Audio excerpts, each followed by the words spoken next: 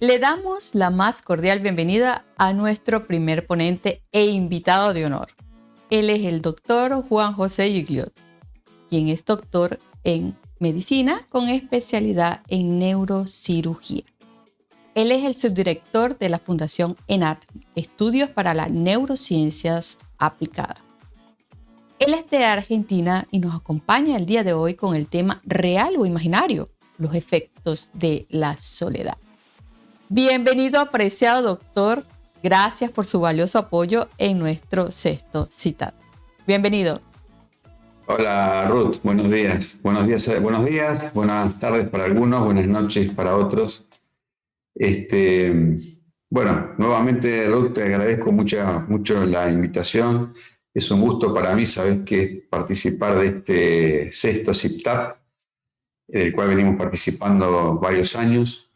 Y bueno, para mí yo lo disfruto bastante todo esto porque aprendemos mutuamente con estos congresos y que podemos brindar un apoyo a docentes, a la gente en general, a psicólogos, a maestros, a todos los que escuchen estas charlas. Me va a ser muy enriquecedor. Ayer fue muy enriquecedor todo, hoy no dudo que sea lo mismo. Y bueno, hoy les traigo un tema que se llama real o imaginario. Generalmente este tema fue ampliamente estudiado antes de la pandemia. Lo que sucede es que durante la pandemia ha tenido un efecto mucho más fuerte en lo que es la población mundial, porque ya desde las neurociencias se sabía que los efectos del aislamiento a distintas personas por distintas causas, o la gente que se aislaba por distintas causas, sufrían, su cerebro no era el mismo, y al no ser mismo el cerebro tampoco era el mismo el cuerpo, ni siquiera la mente. Entonces, muchos creen que el cerebro de las personas interpreta la realidad como la vemos todos, y en realidad no es así. El cerebro reinterpreta las cosas de acuerdo a la realidad interna de cada uno. Por eso que no distingue real de imaginario. Y los efectos de la soledad, los efectos del aislamiento, también los vive como una especie de amenaza. Vamos a ver un poquito de cómo es esta historia de que lo vive el cerebro. Que trabajamos en un laboratorio en neurociencias donde hay múltiples aparatologías para estudiar todos estos efectos, donde demostramos qué es lo que sucede con el cerebro de las personas que están aisladas en este caso. Entonces, vamos viendo que el cerebro, como decía anteriormente, no distingue real de imaginario. Si nos vamos a la niñez, los niños sabemos que entre 4 y 6 años son considerados genios, tienen un alto poder de creatividad y de imaginación. De hecho, habría que estimular en las escuelas esta cualidad de la creatividad y la innovación, porque el mundo va para ese lado. El mundo está buscando gente creativa, gente innovadora, y tenemos la obligación de mantener esa imaginación y de mantener esa cualidad de innovar frente a distintas circunstancias. Nosotros podemos ver un niño que puede hablar con un muñeco, tratarlo como un amigo imaginario, sabemos que juega, sabemos que inventa historias, sabemos que hace un montón de juegos con ese amigo imaginario y su cerebro lo vive como real.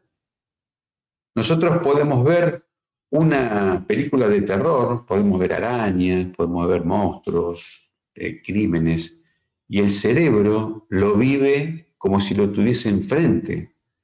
Para los que les gusta el fútbol o alguna actividad deportiva, sabemos que nosotros movemos las mismas estructuras. Por ejemplo, los hombres o las mujeres patean con la misma pierna que patea la persona que está jugando al fútbol en la tele, por ejemplo, en el televisor. Uno se pone a llorar frente a distintas circunstancias, frente a una novela, frente a una película, porque el cerebro lo vive como real. Entonces, ¿qué sucede? Veamos un poquito de historia. Si a cualquiera de nosotros como seres humanos, hace 6 siglos atrás, nos hubiesen preguntado cómo era la Tierra, cualquiera de nosotros hubiese dicho que era plana, hace 6 siglos atrás.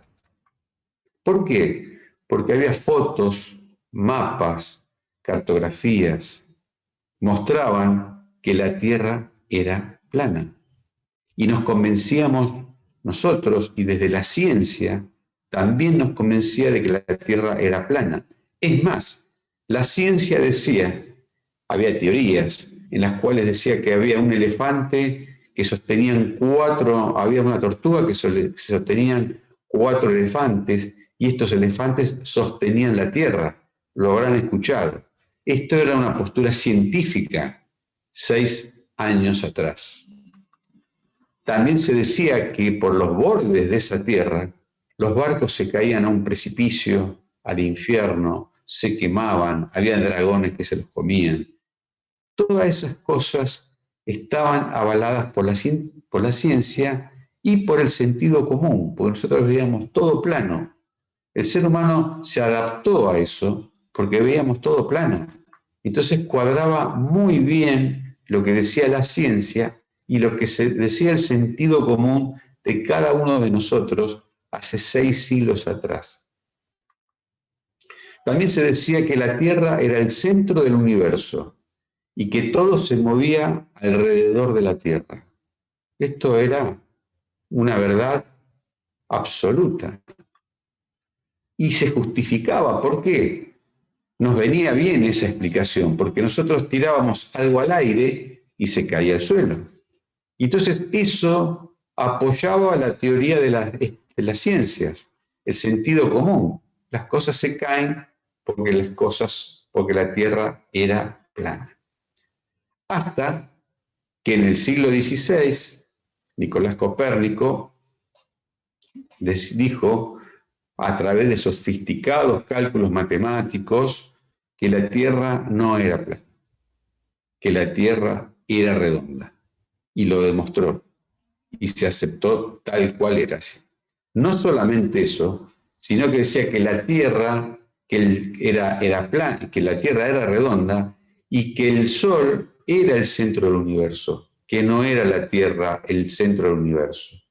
Y además demostró que la Tierra giraba una vez durante el día en su eje. Entonces surgió otra pregunta.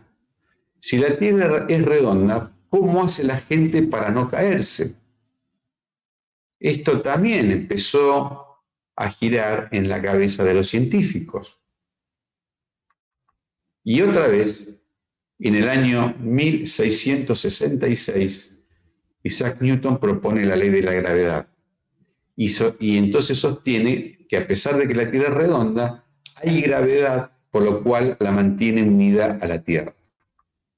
Con estos dos ejemplos de la Tierra moviéndose alrededor del Sol y la ley de la gravedad, queremos decir que nuestros pensamientos tienden a ser intuitivos, obvios y de sentido común. Nosotros tendemos de movida a pensar de esta manera. Pero lo que vemos es que esto muchas veces no puede ser tomado como verdad. Las ciencias modernas están basadas en la negación del sentido común. Todo hay que demostrarlo. Y lo estamos viendo en este momento con la pandemia. Tendemos a ser escépticos, tendemos a ser intuitivos, hacemos rápidamente pensamientos, aunque no estén avalados, tienden a apoyar nuestras creencias, nuestros pensamientos. Nuestras creencias influyen muchísimo en cómo es nuestra conducta y en lo que pensamos. Y además, nos basamos mucho en el sentido común. Y entonces, Si somos así, ¿qué pasa con nosotros, con nuestra manera de pensar, con nuestra mente, con nuestras conductas? Sabemos, no necesitamos ninguna ciencia para saber que los opuestos se atraen. No necesitamos ciencias. También sabemos que Dios los cría y el viento los amontona. No necesitamos ninguna ciencia para saber esto. Dos verdades autoevidentes que no pueden ser verdad al mismo tiempo. ¿Con cuál nos quedamos? Hay muchos ejemplos de verdades autoevidentes que no pueden ser verdad al mismo tiempo. Si yo le preguntara en esta diapositiva, en esta imagen, ¿hay 3 o hay 4? ¿Cuál sería la respuesta? ¿Cuál sería la respuesta para cada uno de ustedes? Y seguramente, depende del punto de vista por lo cual miren, va a haber 3 o hay 4. ¿Cuál es la realidad? ¿Qué interpreta su cerebro cada uno de ustedes? Estaría muy dividida la respuesta. Verdades autoevidentes que no pueden ser verdades al mismo tiempo. Por ejemplo, 4 ojos ven más que 2. Esto es verdad, esto lo han visto, esto lo saben los que trabajamos en equipo. Pero también es verdad que muchas manos arruinan la masa. ¿Cuál es la verdad? ¿Cuáles son esas verdades? Entonces, la próxima vez que escuchen que un reporte científico demuestra que algún resultado es obvio, acuérdense que así fue obvio hace 6 siglos atrás, pero ha sido probado como falso. Entonces, hay que cuestionar todas estas cosas que dicen las ciencias. Y entonces caemos en el cerebro. La ciencia de la mente y de la conducta está llena de estos ejemplos, de verdades autoevidentes que a veces no se comportan de la manera que nosotros creemos que se deben comportar. Por ejemplo, es obvio que en la adultez nos volvemos individualistas. ¿Cómo llegamos hasta ahí? Si cuando nacemos necesitamos que nos cuiden. Somos la única especie en el planeta que soltamos a nuestros hijos lo más tardíamente posible. Cualquiera de ustedes sabe que cuando nace un venado, una jirafa, un elefante, un rinoceronte, si no se para rápidamente, 15 minutos, media hora, es candidato ese naciente a morirse, porque no se para. Y aparte los padres de estas especies los abandonan. La especie humana es la única que tarda 15, 20, 30 años en largar a sus hijos afuera, hacia el mundo exterior. Y entonces, algunos no lo logran nunca. Pero esto es así. Nacemos y nos cuidan. Pero en la adultez logramos autonomía e independencia. Verdades autoevidentes.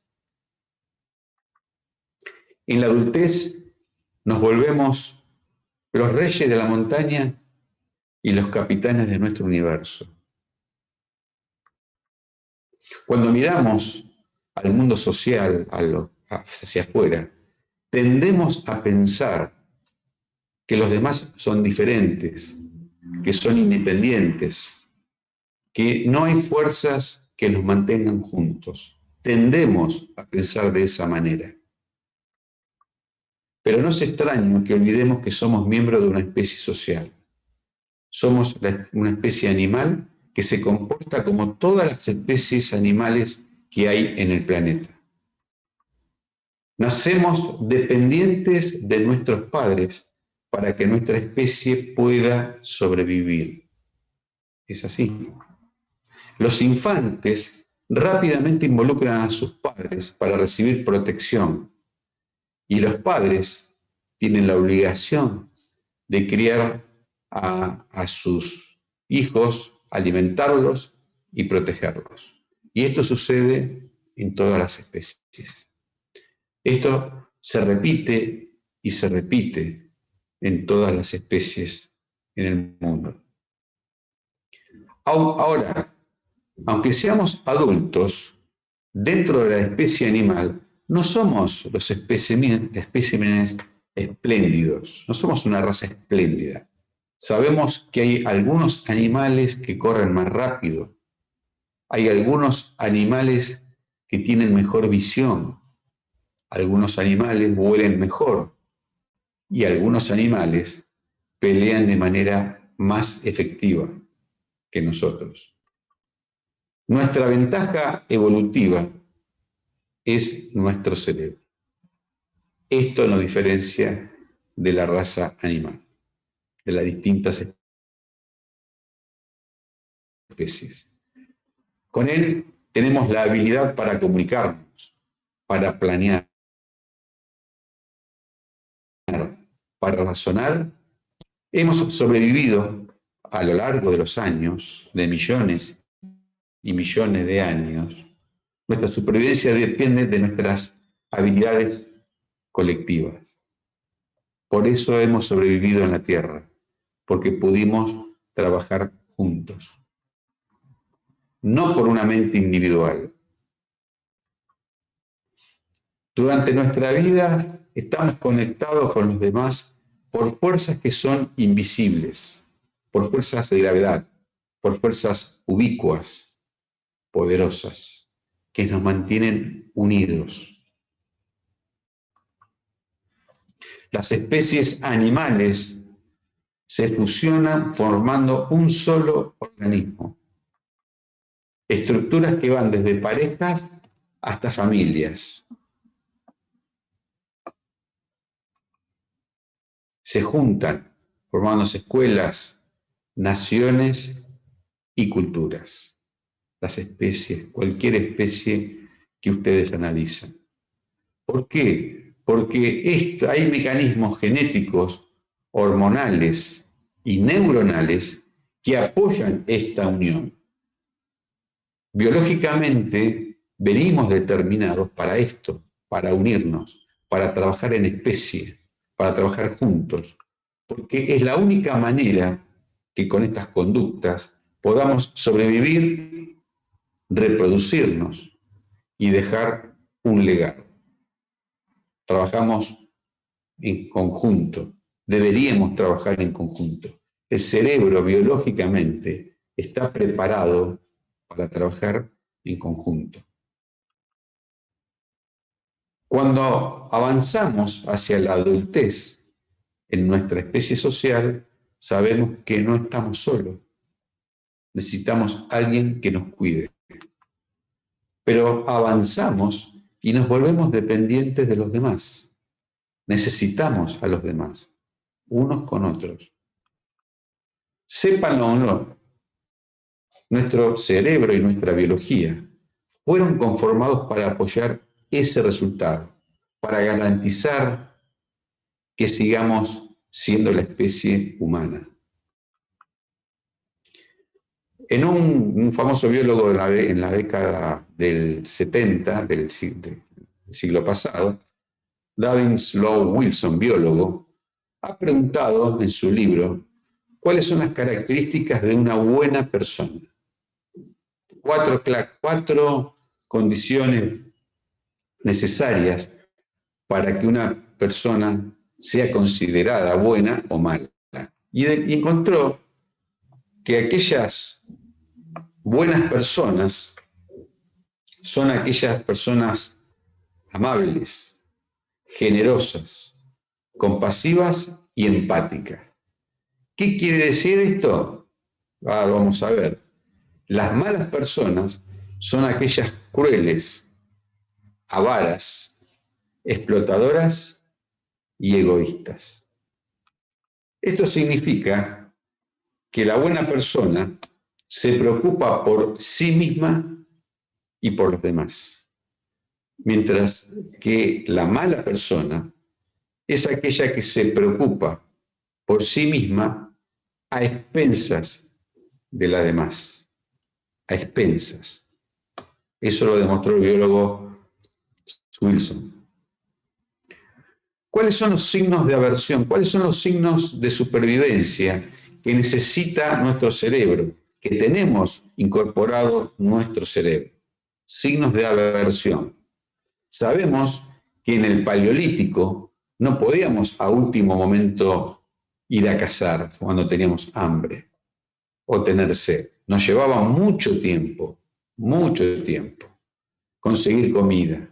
Es decir, bajan los niveles de azúcar, el cerebro entra en estado de alerta y nos incita a comer. Baja los niveles de agua, tenemos sed, el cerebro entra en alerta y vamos a tomar agua. Claro, hoy no nos preguntamos esto porque hoy vamos a la heladera y sacamos la comida o tomamos agua, la tenemos rápidamente. Pero antes, en el Paleolítico, no se podía esperar a tener estos signos de aversión, estos signos de alarma, porque íbamos a morir seguros si esperábamos ir a cazar un mamut cuando teníamos el cerebro nos despertaba alarma. Y así sucesivamente, estos son signos de alarmas cerebrales. Ahora, nosotros tenemos una serie de mecanismos biológicos que se vuelven señales aversivas que nos motivan a actuar. Cambiamos la cara, las posturas, cuando tenemos algún signo de alarma.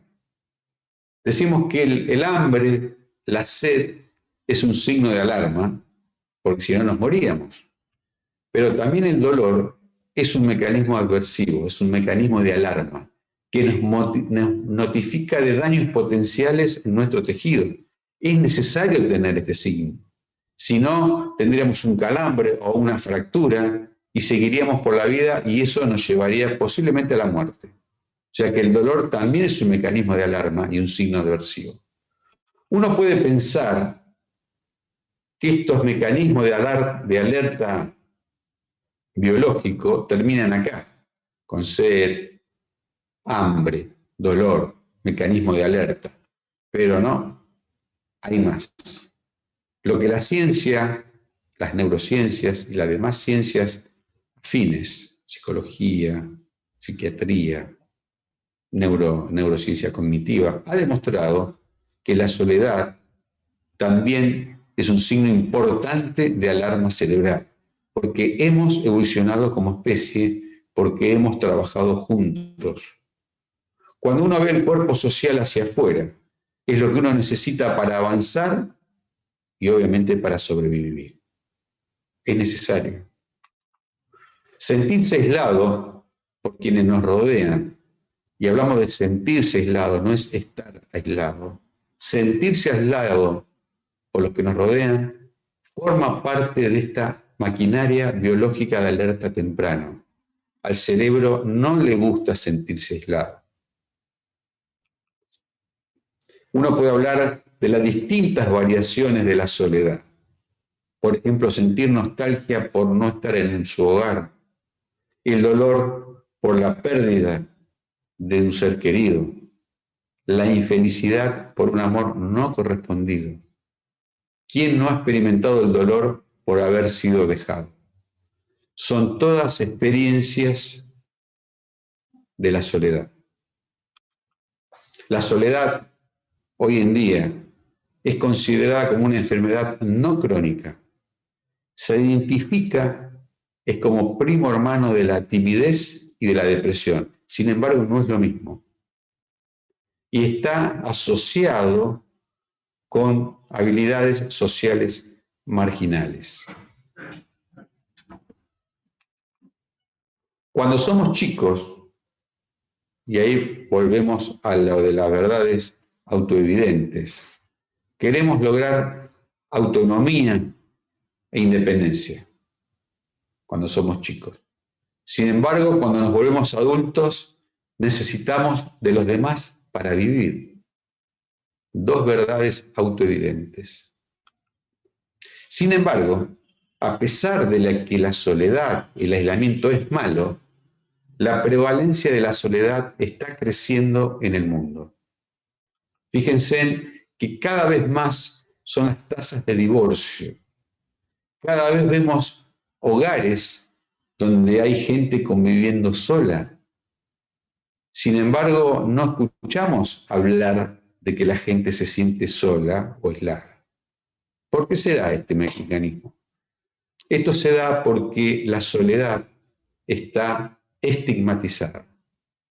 Sentirse solo, decir que una persona se siente sola o aislada, para la gente, con nuestro pensamiento obvio, con nuestro pensamiento intuitivo, por nuestras creencias, tendemos a pensar que esa persona aislada es una persona perdedora en la vida o una persona débil.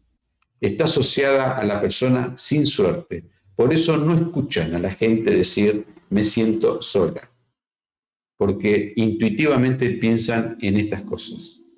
Y no es así. Negar sentirse solo, que no es lo mismo aislarse para meditar, o aislarse para hacer un ejercicio, o aislarse para escuchar música. No es lo mismo negar sentirse solo.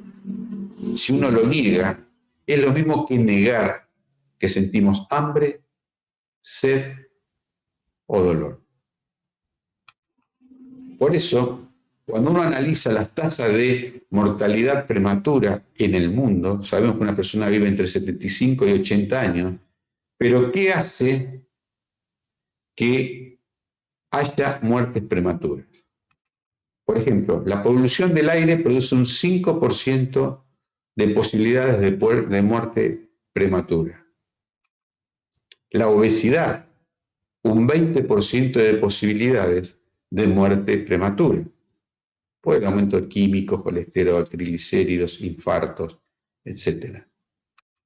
El alcoholismo puede llevar a un 30% de posibilidades, incrementa las posibilidades de muerte prematura. Y la soledad aumenta un 45% posibilidades de muerte prematura. Antes de la pandemia se sabía, por estudios de neurociencia, que una persona que se siente aislada o que se aísla por alguna razón puede vivir entre 5 y 10 años menos estadísticamente de acuerdo a lo que podría vivir esa persona.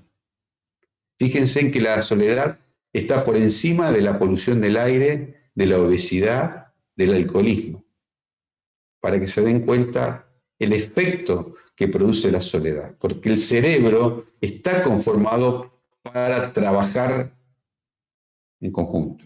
¿Qué pasa con el cerebro de los niños y de los adolescentes que se sienten aislados por distintas causas?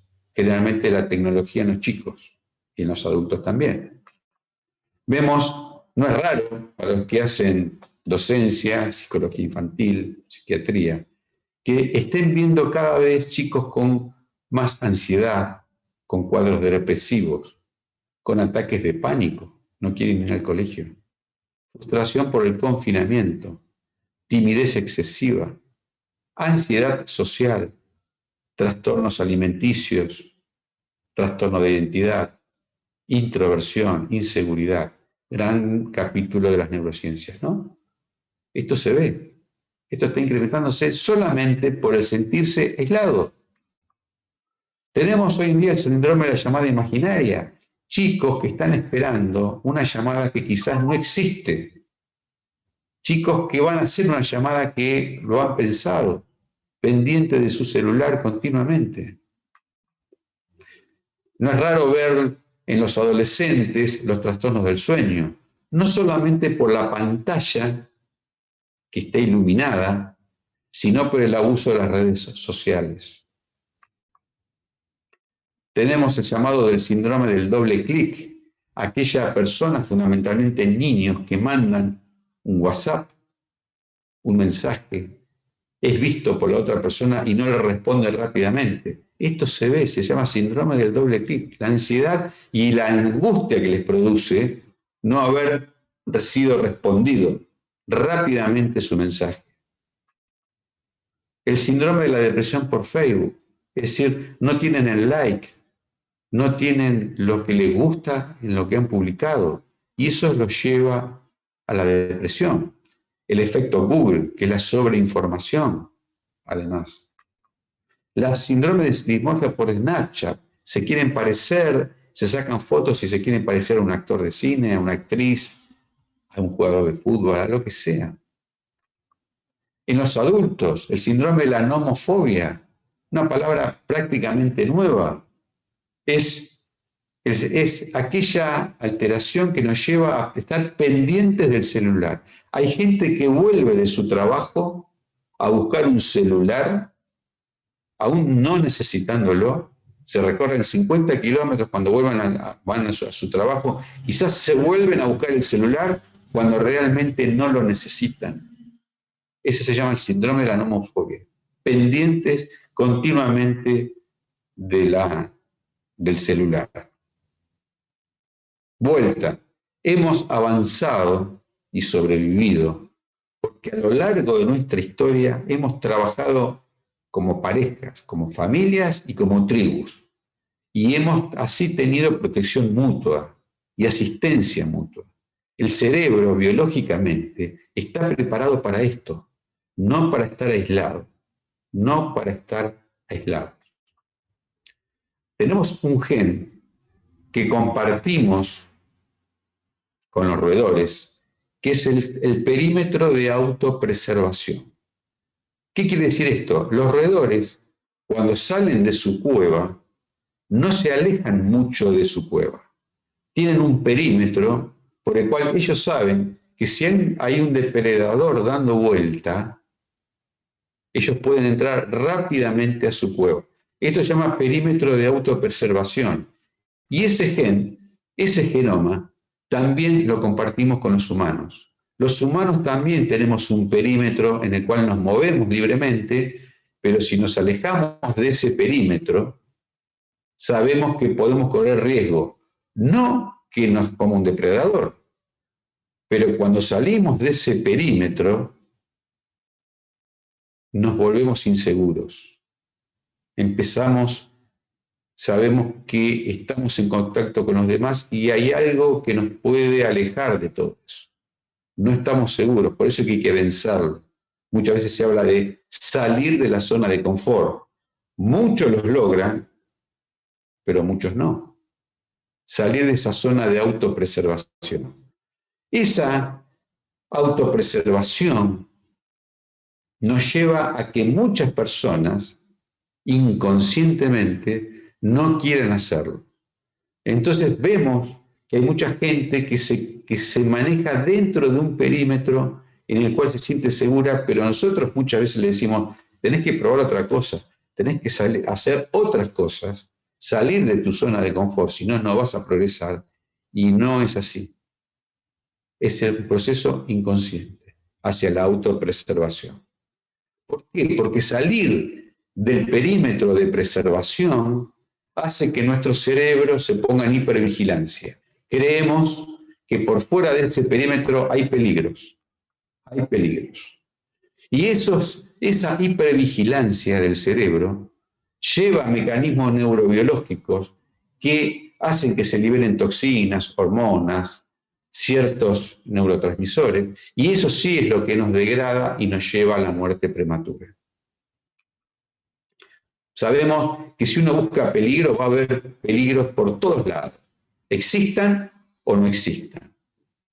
Sabemos que esto produce un cambio en el organismo y que sabemos además que el 80 al 90% de las cosas a las cuales nosotros le tenemos miedo nunca se van a producir en la vida. Nunca. Por eso que cuando nos alejamos, tenemos de nuestro perímetro social, tenemos posturas, adoptamos posturas, sonidos, expresiones faciales. Esas son señales biológicas que hacen que nosotros nos conectemos con los demás. Cuando ustedes ven a una persona triste, amiga o no amiga, generalmente ustedes les preguntan, ¿qué te pasa? ¿Qué te sucede? Te veo mal, te veo triste, te veo... Esas señales son inconscientes, están biológicamente armadas para que podamos conectar con los demás.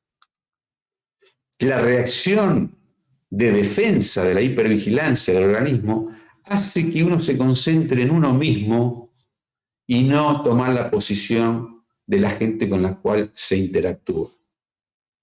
No es raro ver esto. Por eso que la actitud de la depresión nos lleva a que conectemos con otros y que el otro trate de conectarse, no que se pelee con nosotros. En un estado depresivo, nuestras posturas, nuestros sonidos, nuestras expresiones faciales hacen que se adopten distintas maneras faciales, por ejemplo, o llorar, para que no haya conflicto social y podamos conectar con los demás. Fíjense que biológicamente el cerebro toma posturas biológicamente determinadas para que podamos conectar y trabajar en conjunto. La soledad incrementa los niveles matutinos del cortisol. El cortisol sabemos que prepara al cerebro para otro día que puede llegar a ser peligroso. Imagínense cuando esto se mantiene todos los días de nuestras vidas.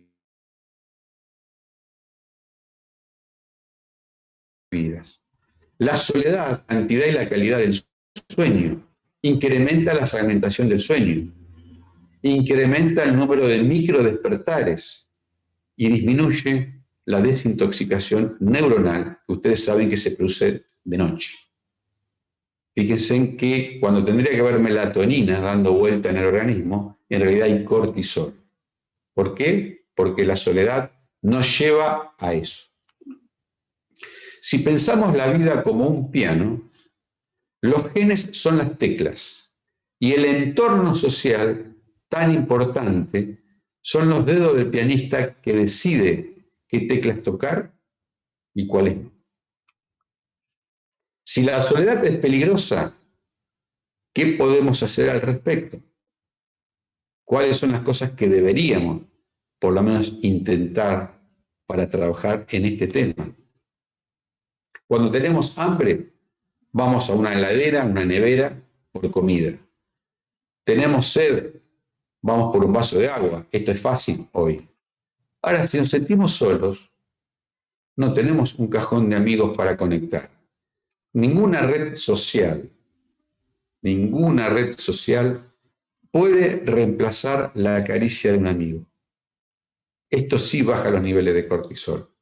Aumenta las dosis de dopamina, serotonina, endorfinas, cosas que nos hacen sentir mejor.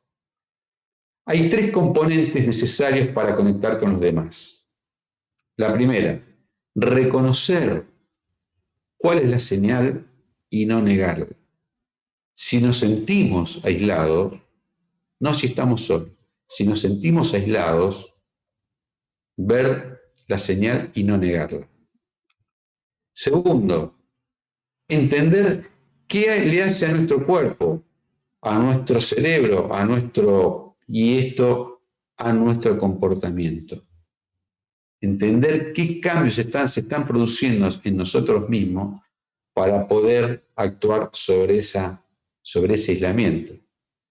Y responder, ¿cuál es la respuesta? No es el número de amigos lo que los va a salvar, sino la calidad de las relaciones lo que realmente importa. Sean relaciones de pareja, relaciones con los hijos, relaciones con los amigos, relaciones familiares, etcétera, etcétera, etcétera. Podemos promover relaciones colectivas simplemente con compartir buenos momentos con amigos o con familia. Muy importante para el cerebro. La conectividad mutua, colectiva, puede ser promovida para formar parte de algo más grande que uno mismo. Por ejemplo, ayudar a construir una parroquia, a construir un jardín de infantes, a construir un comedor, a construir un mini teatro donde haya abuelas cuentacuentos, etc. Uno puede hacer algo mayor que uno mismo. Ahora, si los obstáculos de la conectividad resultan invencibles, hay que considerar voluntariados. Cada uno de nosotros podemos ayudar a una persona necesitada. Eso conecta el cerebro con la otra persona. Podemos ser voluntariados en un museo, por decir algo.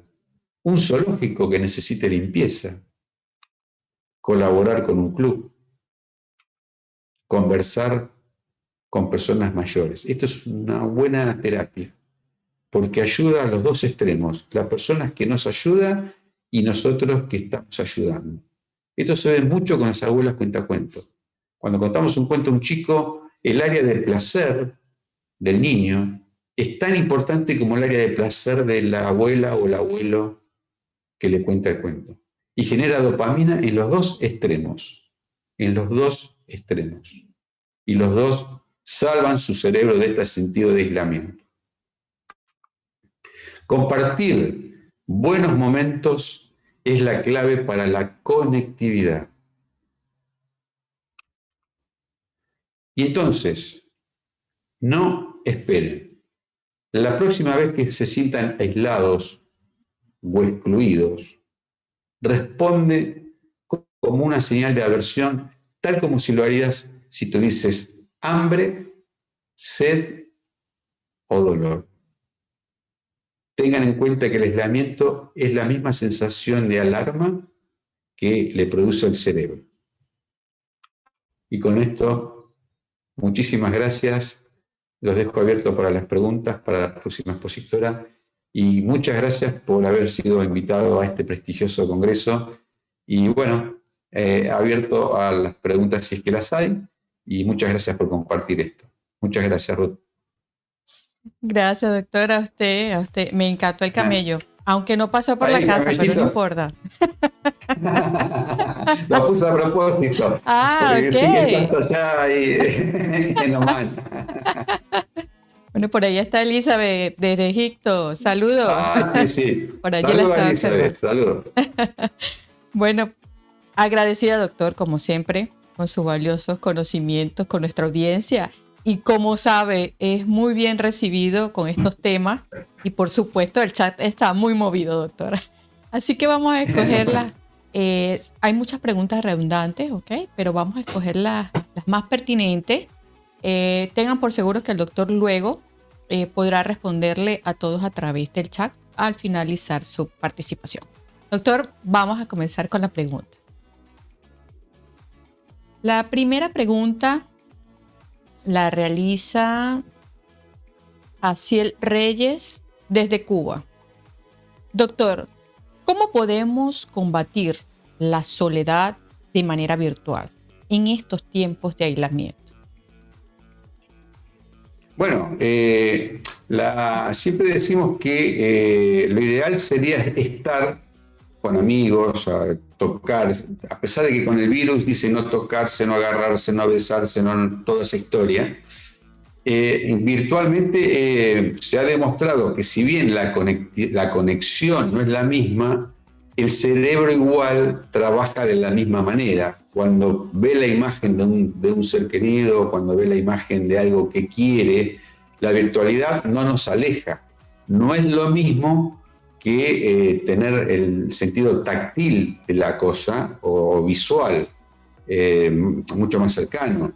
Pero la idea es que uno puede estar alejado, confinado, pero puede tener cierta conexión.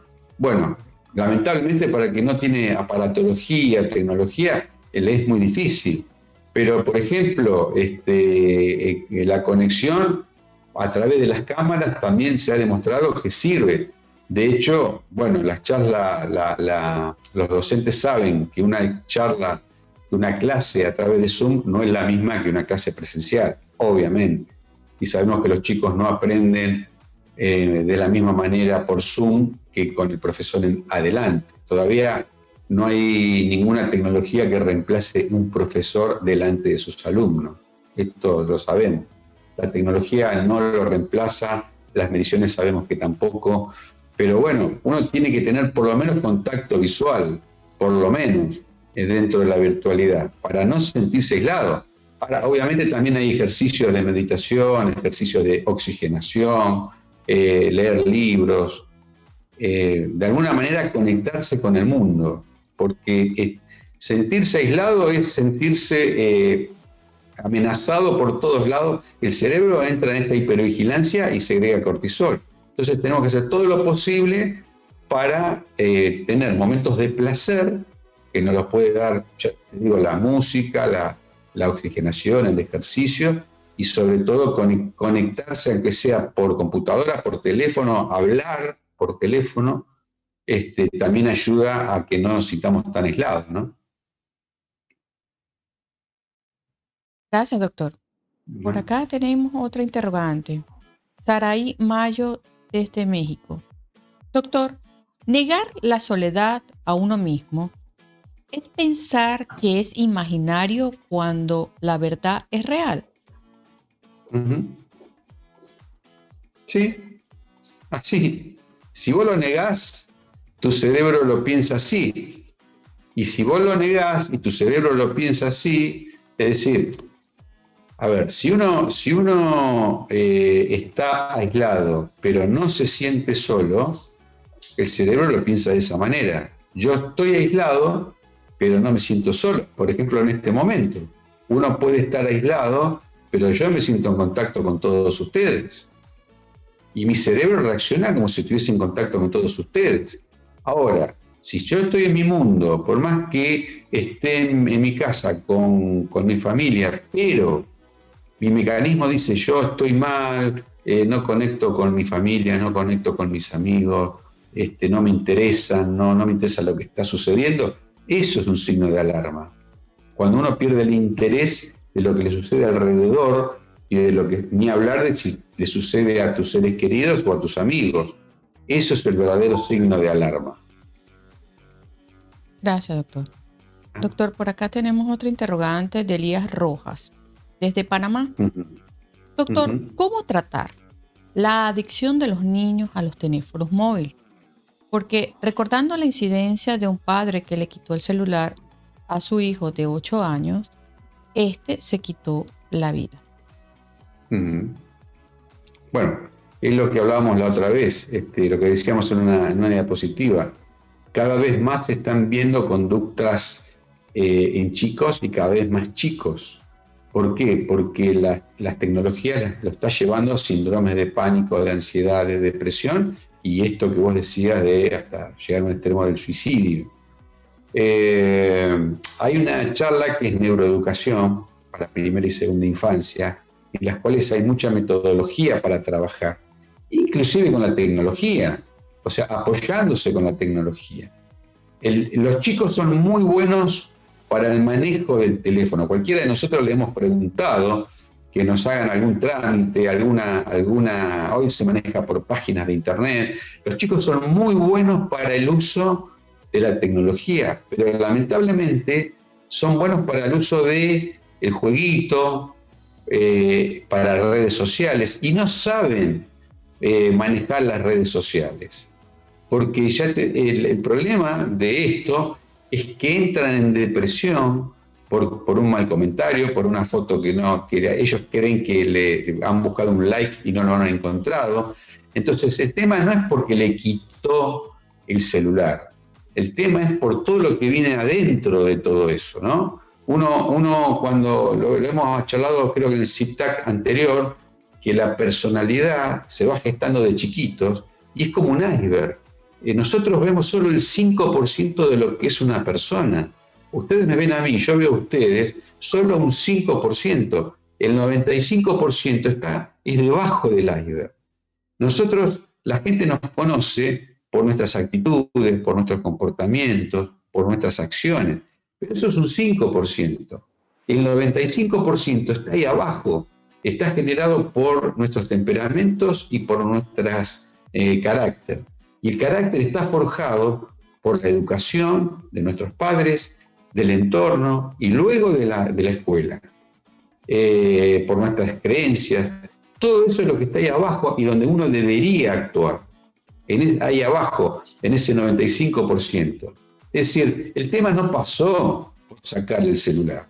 El tema pasó porque hubo otro trastorno que se ha ido generando a través del tiempo, justamente por esta adicción a la tecnología. Pero no al celular, sino lo que produce la tecnología. Por ejemplo, una foto que no fue correspondida. Yo me imagino a ese chico que quería obtener alguna respuesta a través del celular y no la ha tenido. Y lamentablemente, ya te digo, no es el tema de sacarle el celular, porque en definitiva a la autoridad sabe que lo va a tener, los chicos saben, manejan esas cosas. El tema es mucho más profundo que la sacada del celular. Si el mundo esto se arreglaría con sacarle el celular a los chicos, se lo sacaría a todos los padres. Y sabemos que no es así. Hay que trabajarlo y hay que decirles que el celular, como nosotros mismos, el celular conforma el 90% de nuestra vida. Ahí tenemos fotos, hoy en día pagamos con el celular, viajamos con el celular, tenemos billeteras virtuales con el celular, o sea, pero hay que saber que el celular hay que gestionarlo. Y eso es lo que hay que enseñar a los chicos. Y lo mismo el uso del celular en las escuelas.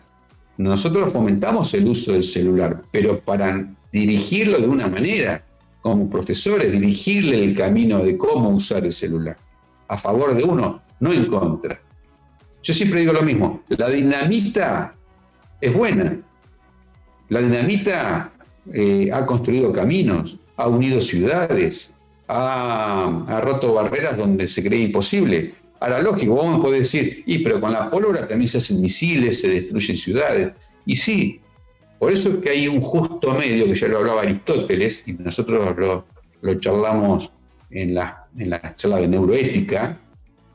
Hay una profesora, Adriana Fontana, que se dedica a estas cosas en Argentina, a nuestro director de ENAP, que habla de neuroética también, que habla de todas estas cosas, del justo medio. ¿Cuál es el justo medio dentro de la ética? Así que yo creo que el problema no es porque le sacó el celular, el problema es la gestión que hubo antes de sacar el celular. Gracias, doctor. ¿Sí? Bueno, hay infinidades, doctor, pero le voy a hacer una más. ¿Ok? La realiza Yaciel Reyes de Cuba. Doctor, ¿qué tipos de actividades se pueden desarrollar para estimular este tipo de pensamiento real, a diferenciarlo del imaginario en los estudiantes? No, es que no es malo. Primero, estimular la imaginación y la creatividad está bien. El mundo busca ese tipo de cosas. Hay muchos ejercicios que se hacen, depende de la edad, a crear situaciones, a imaginar situaciones y cuáles serían sus resultados. Está bueno que los chicos sean creativos. Nosotros por ahí a veces le damos asociación de palabras. Por ejemplo, una vez un chico le dijimos, asocia un avión con un mono, por ejemplo. Y el chico rápidamente dijo, bueno, me imagino un avión con forma de banana. Y dibujó un avión en forma de banana con alas de banana. Es decir, estimular la creatividad y la imaginación en los chicos está bien. Lo que uno tiene que saber es que lo que ellos imaginan, su cerebro lo vive como real. Si ustedes le dicen a un chico que no van a poder ser buenos en matemática, no van a ser buenos en literatura, no van a ser buenos en geografía, su cerebro lo vive como real. Y eso marca redes neuronales, ya lo hemos hablado en otras veces cómo se forman las redes neuronales, y eso es una red neuronal que es muy difícil de romper después de adulto. Entonces, hay que enseñarle cosas que el mundo va a buscar después. Por ejemplo, si el mundo busca creativos, hay que enseñarle la creatividad, la innovación. Y esto se trabaja, no es algo que está ahí suelto en el cerebro, algo que se trabaja. La creatividad no es que nacemos creativos, hay que trabajarla desde la primaria y durante toda la secundaria, la universidad. Hay muchos ejercicios, sería muy largo explicarlo, pero hay que hacerse amigo y decir y estimular esas redes neuronales que fomentan los estudios de las materias duras y después enseñar a formar redes neuronales desde el punto de vista emocional. Cómo trabajar la frustración, cómo trabajar la desilusión, cómo darle neurooratoria, cómo que aprendan a hablar en público, cómo trabajar en grupo, cómo se evalúa en grupo, cómo construir líderes que puedan empatizar con otra gente, la gente que empatice con otros líderes. Es decir, el campo es muy amplio. Sería mínimo una hora de charla para dar numerosas tips para los docentes y para los papás también, ¿no? Primero los papás y después los docentes. Gracias, doctor. Bueno, vamos a apuntarlo.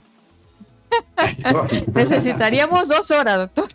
Sí, es muy largo el tema, sí. Bueno, sí, muchísimas gracias, doctor. Agradecida como siempre por sus valiosos conocimientos, por apoyarnos a nosotros, Docente 2.0, con estas alianzas que tenemos desde hace años. No es simplemente por este citado. Y sobre todo, por apoyarnos en cada uno de los eventos. Y es un placer compartir con usted, doctor. Le comparto la pantalla gigante. La pantalla gigante para que se despida, doctor. Gracias. Bueno,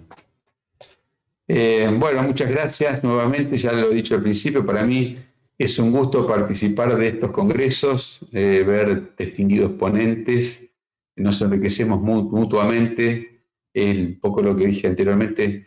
No hay una mente individual que nos va a salvar, sino que trabajemos en conjunto, en grupo, y esto nos va a favorecer a cada uno individualmente y, por supuesto, al grupo.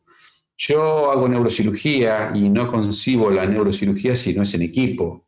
Está bien, siempre hay alguien que puede liderar o que puede mandar en un equipo, en un avión, por ejemplo. Un piloto tiene que haber. Pero la calidad del vuelo, la calidad del avión, del pasaje, no lo da solamente el piloto, lo da toda la gente que está, azafatas, comisarios de a bordo, todos influyen. Y en los distintos grupos en los cuales nos movemos, en el ENAP, en nuestra fundación, en Educar para la Vida, que es un grupo hermoso, que Elizabeth está allá en Egipto, y bueno, mucha gente que no me voy a olvidar de algunos. Participamos en todo y el crecimiento es mutuo y eso es muy importante que se sepa. Y para mí es un placer estar siempre con ustedes en este prestigioso evento que se hace 2 por año y siempre estamos ahí firmes. Muchas gracias por la invitación, Ruth, y un saludo a tu familia que sé que te apoya ahí tecnológicamente y que a mí también me ha dado siempre una mano en cuanto a lo tecnológico. Muchísimas gracias, Ruth.